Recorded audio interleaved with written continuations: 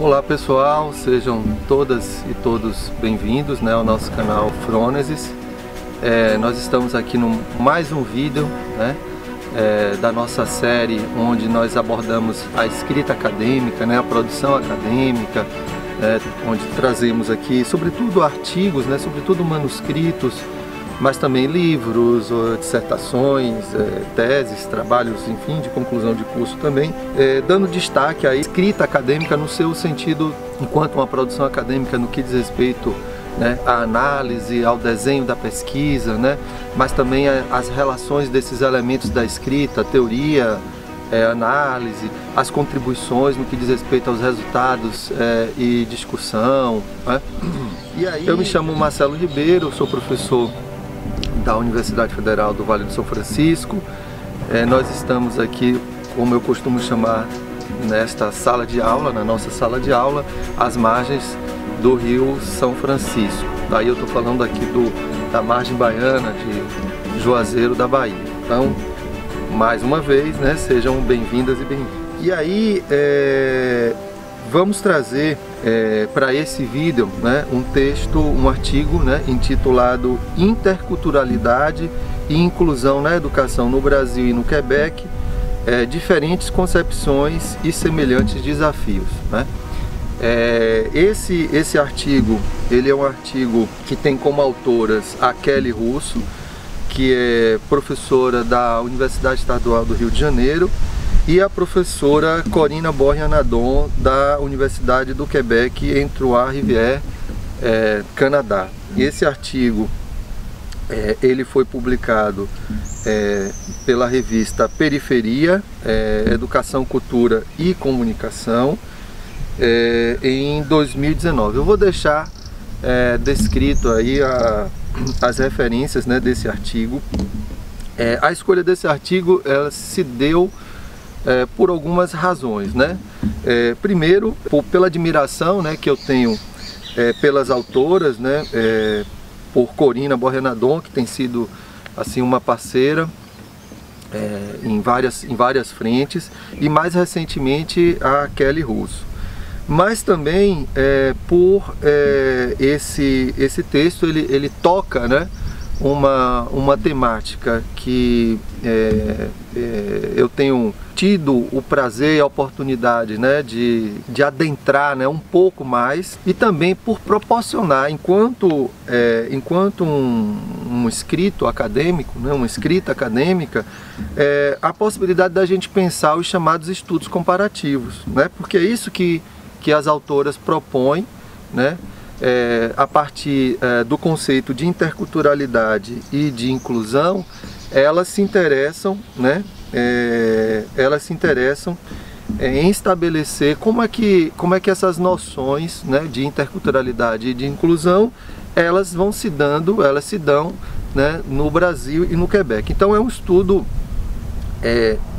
de um tipo comparativo, mas ao mesmo tempo um estudo teórico, no sentido de lançar um olhar sobre como essas concepções elas vão se constituindo nesses dois contextos, no Brasil e no Quebec. E aí elas propõem apresentar reflexões sobre como o debate da inclusão tem ocupado maior centralidade nos discursos e nas políticas educativas, em detrimento do debate intercultural nos últimos anos. Então elas partem de alguns questionamentos, como por exemplo, o conceito de interculturalidade foi desenvolvido no Brasil e no Quebec. Como é que esse conceito foi desenvolvido? Qual o papel desempenhado por organizações internacionais na configuração desta perspectiva? Como situamos a perspectiva intercultural quando discursos sobre a inclusão tomam maior centralidade? Elas propõem, via esses questionamentos, um estudo comparativo, mas não no sentido de uma comparação grosseira, sem levar em conta as diferenças. E para isso, elas lançam mão do recurso da contrastividade, quer dizer, do método contrastivo, que seria uma forma de estudos comparativos, mas sem estabelecer uma posição a fórceps de querer comparar coisas diferentes, né? Mas justamente a partir do contraste, que se configura, né, por não ignorar essas diferenças existentes, né, no caso entre os países, fixar as características, né, realçar essas características das distintas realidades, mas ao mesmo tempo trabalhar com um conceito comum, né, buscando realçar essas diferenças, ou seja, estabelecer o contraste, né, entre essas diferentes realidades. E aí é um estudo de revisão de literatura, né? Eu diria também teórico, no sentido de estar pensando esses conceitos, né, de interculturalidade e de inclusão.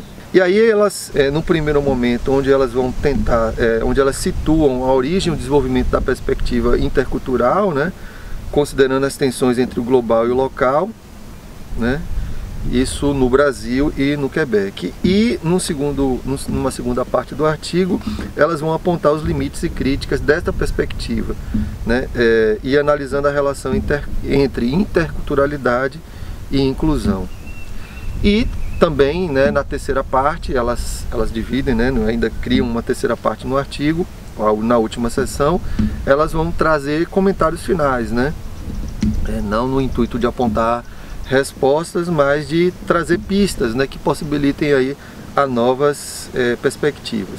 Elas vão colocar no Brasil, né, que o conceito de interculturalidade, a perspectiva de interculturalidade emerge muito com a preocupação relativo, né, às populações indígenas, né, fazendo uma discussão no sentido de superar aqueles enfoques assimilacionistas, né, e que no Quebec, embora seja uma região com uma presença de população indígena, mas que esse conceito ele vai se desenvolver a partir de uma outra relação, né, que tem muito a ver com a questão da identidade franco-americana, a relação com o Quebec inglês e o Quebec francês, né,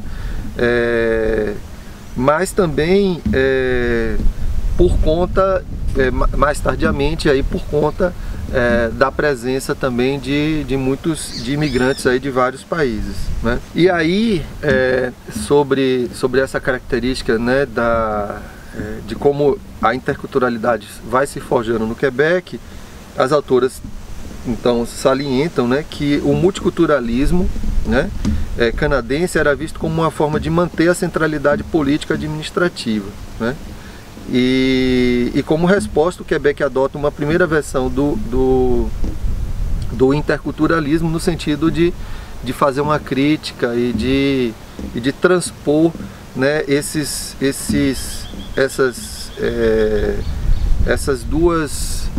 dois lados, né, essas duas identidades, a francofônica e a anglofônica. E aí, no debate de escala global, inclusive as autoras têm uma sessão sobre isso, situam, né, que essa perspectiva intercultural ela ganha um vigor aí na década de 70, né, claro, né, e se desdobrando aí a partir da década de 70, de modo que a partir do século, comecinho aí do século 21, 2000, início de 2000, né, 2005, 2006, há uma série de documentos, né, por exemplo, produzidos aí pela Unesco, por organismos, né, internacionais, que vão caracterizar, né,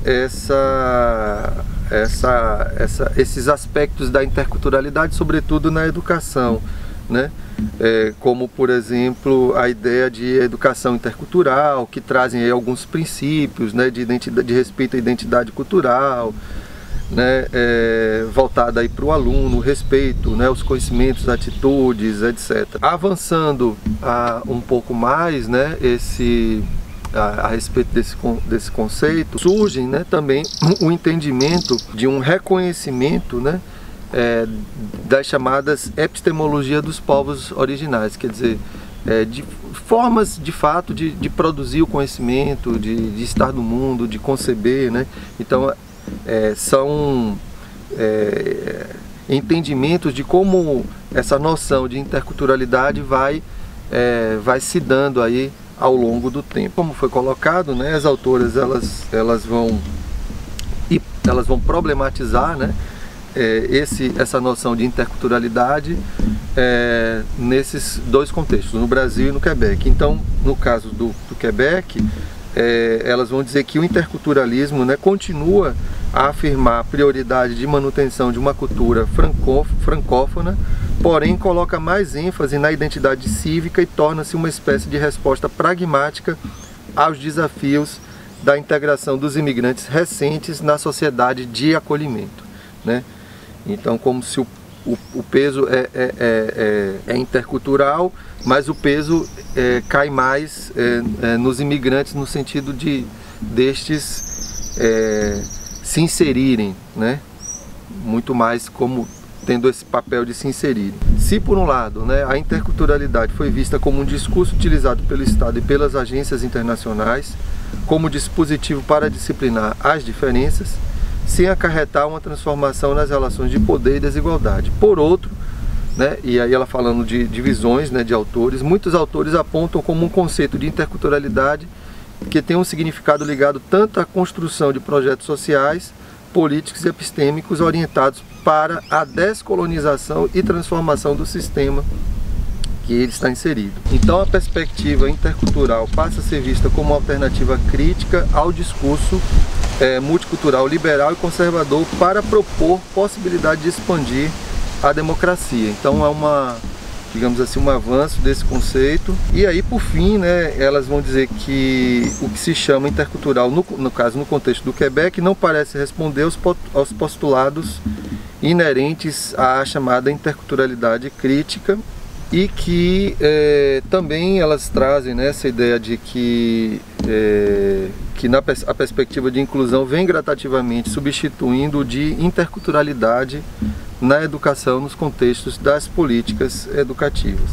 Então o conceito de inclusão, né, apesar de mais amplo no debate de equidade e justiça social na educação, por outro lado pode servir a conservar uma visão normativa e dicotômica entre incluídos e excluídos, ou diluir a diversidade étnica dentro da diversidade social sem responder às necessidades específicas de grupos migratórios racializados.